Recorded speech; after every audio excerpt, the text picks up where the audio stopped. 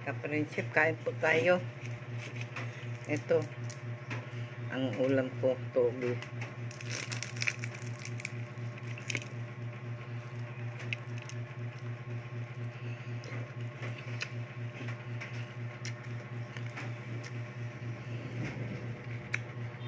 Sarap. Tama-tama sa isda. Nagluto ako kanina, 2 piraso lang. Almusal lang namin.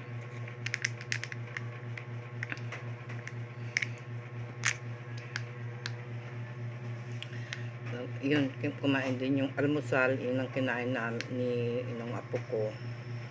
Yung prito. Pagkatapos, yung baon, yung chicken. Yun lang naman ang iniisip ko. Ako kahit ano, katulad yan. Kalahating isda, lumpia. Okay na yun, 24 pesos, 8 pesos isa. Bumili lang ako.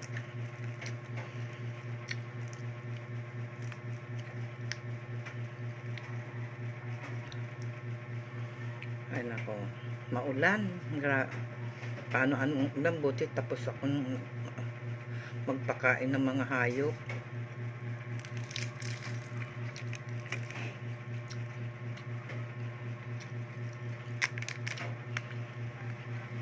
Kaya ako na lang pakainin yung mga pusa.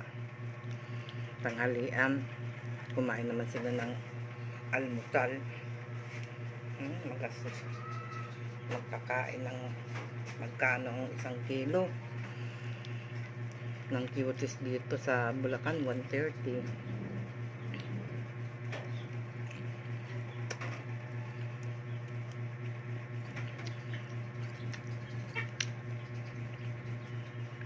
Yung apo ko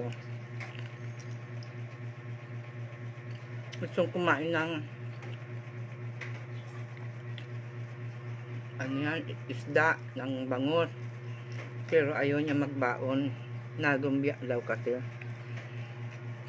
gusto niya bagong luto.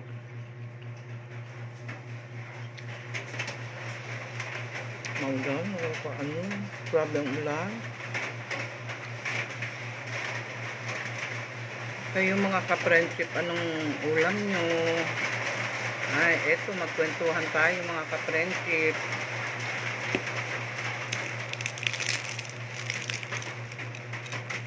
Naglilinis ako, hindi pa ako tapos maglinis. Dito pa lang, sa isang kwarto. Sabi ko dito muna ako, ano ko dito, linisan ko para dito na ako kakain. Kasi doon ako nakain sa kusina eh. Para naman akong kulubi.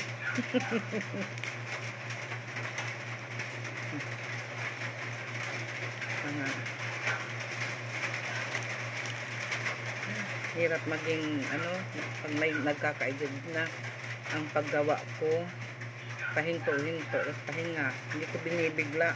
Sabi ng asawa ko, kumuha ko ng ano, yung makakatulong ko, bayaran ko na lang. Nung yung ko sa pera, no, ikakain ko na lang, basta unti-unti lang. Hindi kasi tulad doon sa amin sa Bicol, marami ka makakuha. Mga umaga pa lang mga nasa bahay na. Oo. At ipin, ano papagawa mo? Mga bata. Hahanapin ko yung mga bata. Magwawalis. Nag-aagawan sila. O, 50, paghahati-hatian nila yan.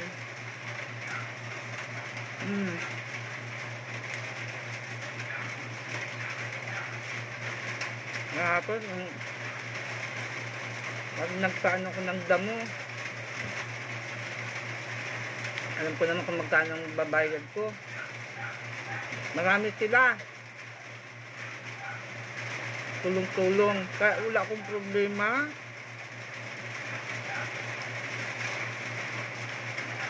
Dahil yung asawa ko, tagabalit lang doon, tagapakain ng mga hayop. May alaga ako ng pabo. May alaga akong bibi, manok. Hindi kami, pag, ano, pag gusto ko magtakatay, Magbibigay lang ko ng 50 pesos. Bibigyan ko pang ulam. Masaya na sila.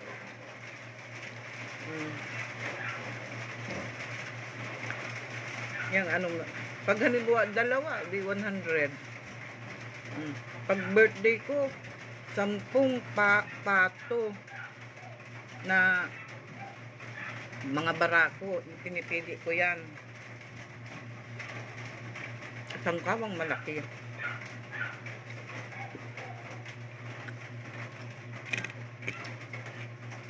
Kaya hindi iluto na. May pansit ako, spaghetti, kung anong mga handa ko. Tapos yun, mas may kanin. May mabulong na. Balutan mo naman ako nung ano, ginataang pato ng baby. Naalala ko. Ay talaga, tiniting. Sarap na sarap sila sa baby. Yan ang ano, specialty sa amin, gata. Kahit sa Pasay, pag ako nagluluto, pag may handaan, hindi nawawala sa amin ang laing.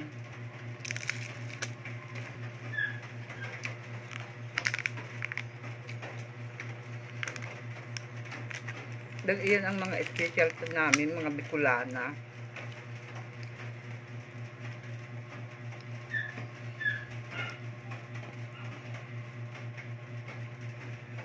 Hindi lang mahirap dito sa isda na bangus, matinig. Nung araw, natinig kaya ako ng ano, yung dalagang bukid. Na-hospital kaya ako. Kasi kahit nagpahilot po sa mga suhi, hindi talaga nawawala. Na-hospital ako. Inano ng doktor. Pero kung tinignan naman ng doktor, ilang beses ako na hospital dahil sa tinik. Andyan yung titingnan doon sa probinsya pa. Titingnan ko nga siguro nakikita ng doktor, may yung daliri niya mayroong gapas, gos, yung ano, parang tela. Bigla niya yung ginaganon. Nawala naman. Ewan ko, bakit ako lagi natitinik. Kaya ingat ako. Kasi sa akin yung isda. Pero pag nandito ang asawa ko, magastos. Pero kung kami lang, kasi yung asawa ko maya-maya nasa kusina kahit sa hating gabi. Panay buka ng rep. Kaya pag nandito yung asawa ko, may gatas yan. May keso. Kahit na mayroong diabetes. Tutusin bawal sa kanya yun.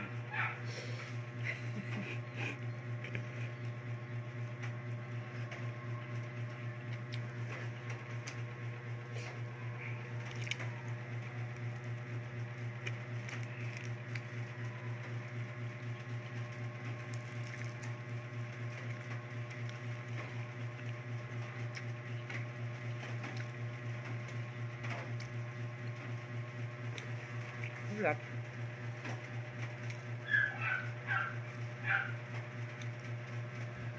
Ito lang, 24 pesos. May ulam ka ng gulay. Oh, 3. 24. Oh.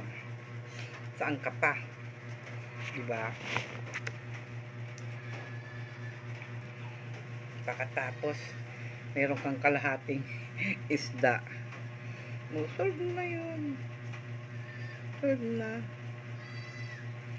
Yung ano namin, baboy namin, binili.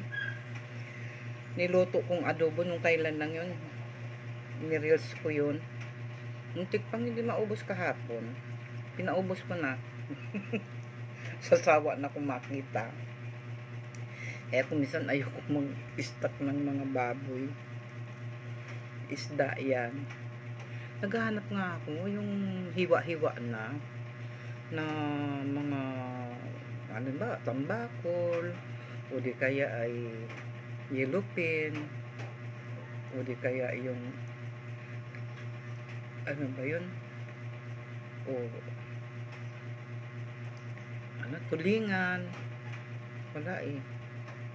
Bukas na lang mamamalingki ako, bibili ako bigas. Bumili na ako kahapon ng bigas 5. Ngayon bibili akong yung tirang pera ko para naman yung bukas na bigay sa akin ng, kasi unti-unti lang ako ng asawa ko, araw-araw ako binibigyan dahil magastos daw ako.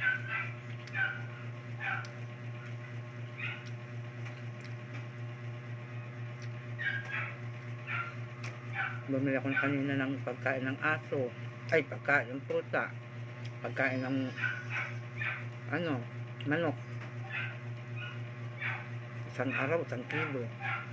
Yung pusa, isang araw, 1/2 kilo.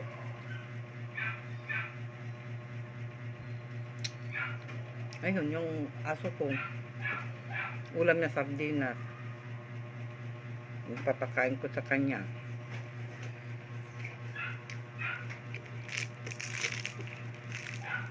Nakain naman niya ng sardinas.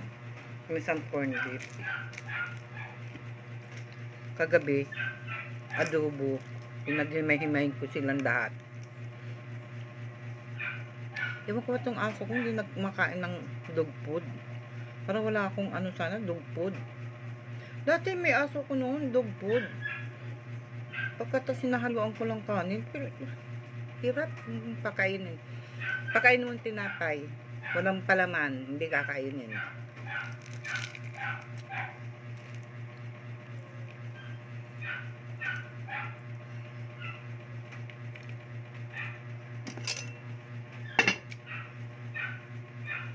Kuha pa kong kanin.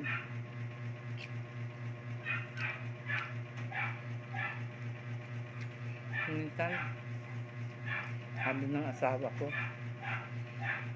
parang gusto niya nang magsama na kami. Ang kaso nga, kung magsasama kami, wala siyang trabaho rito sa Bulacan. Ando doon kasi ang trabaho niya. Kaya pag umuwi ako doon, siya ang magastos, siya na mamalingki lahat. Wala akong problema. Luluto na lang ako. Magluluto na lang ako. Katapos, nakakaipon pa ako. Kaya, sabi niya, na ano, parang na ano siya, parang na, siyempre, matanda na kaming dalawa. Gusto niya magkasama kami kasi naasikaso ko siya.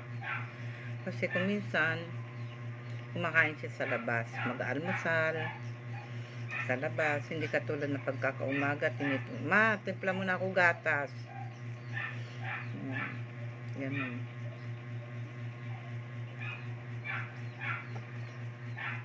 Minsan bumibili niya ako ng sinapay.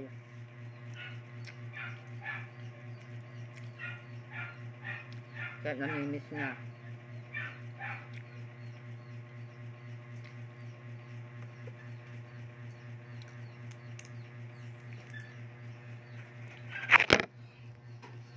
Yung aso ko, ayun o. Riley. Ayan siya.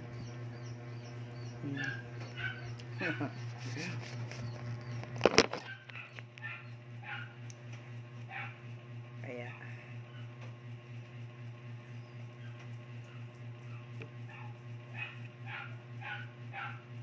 Kaya pag umuwi ako ng Pasay, maghahanap kami ng bahay na medyo malaki.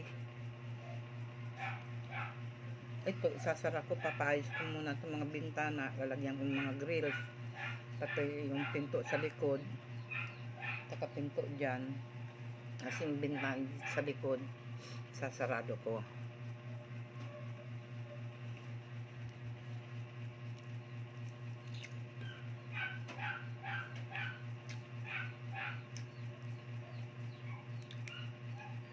Malayo pa naman, next year pa.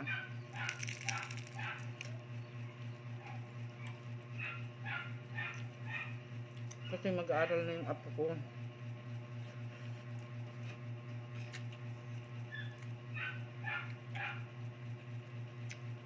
Naman yung apo ko, bonjing. Bibing-bibi pa. Umalis nga ako, isang gabi lang akong wala. Hindi natulog, natakot siya. Ayun, magkasama sila ng aso. Kung natatakot ka, bakit hindi ka sa loob? Natatakot ako sa loob ng bahay mo, kaya nandito ko sa labas. Yung nasa kusina siya, doon siya natulog. Kaya hindi pwedeng hindi isama. Pati yung nanay nag-alala, Mama, tawag-tawagan mo nga yung apo mo. Kasi nag-iisa lang yung anak ng anak ko. Kaya alagang-alaga ko. Kahit minsan naiinis ako.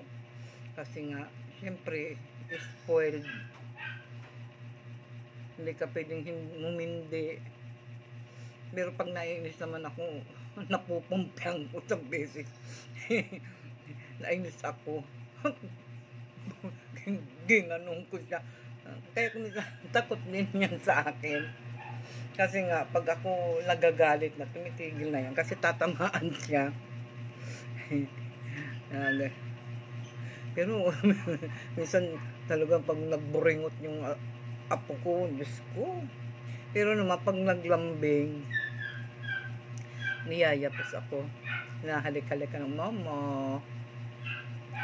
Nakahiga ako niyan. Bigla, nakatayo yan sa, sa gilid ko. Biglang yayakapin ako.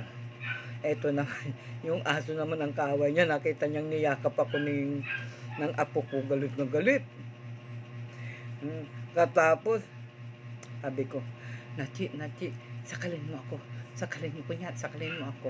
Pagkatas nagsisigaw ako, aray ko, Riley, tulungan mo ako. Oy, umakyat ng kama, kinakagat na yung apo ko. Kaya mahal na mahal ko to si Riley. Yan. Ayan, mahal na mahal ko yan. Kasi nga, yan ang magiging kakampi ko.